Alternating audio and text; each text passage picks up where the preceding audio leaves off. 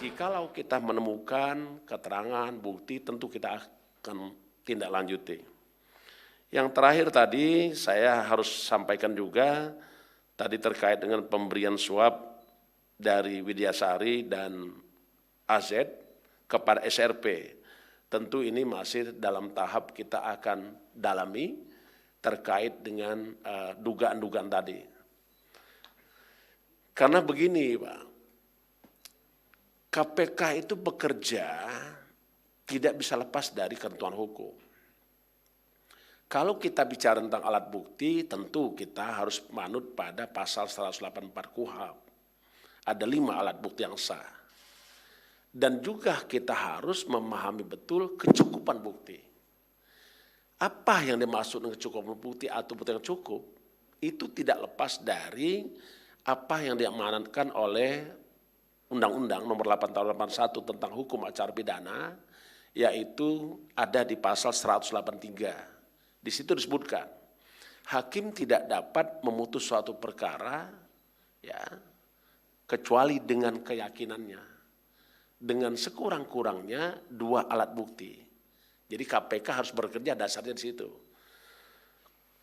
Yang berikutnya, di sini ada pertanyaan tadi oleh yang pertanyaan kedua, kenapa kok ini didahulukan?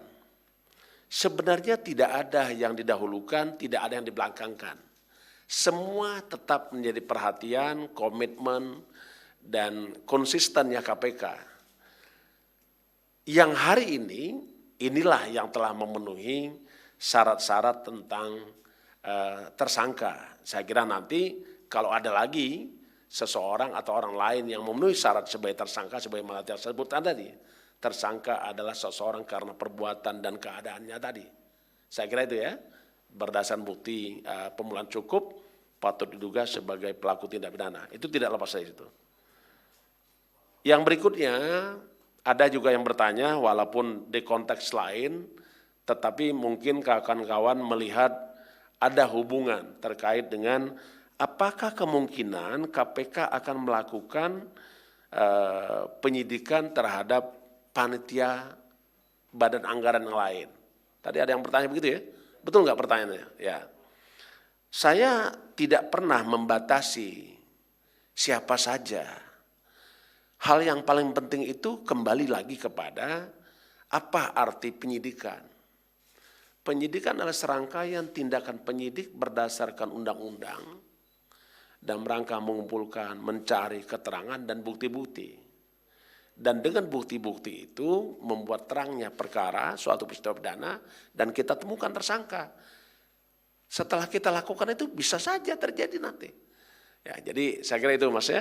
Ya. Cukup ya? Oke, apa? Saya tidak bisa langsung menjawab sekarang.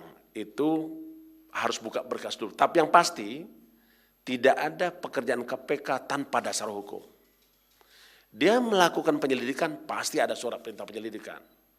Seketika KPK menaikkan suatu perkara menjadi penyidikan, pasti ada dasar hukum.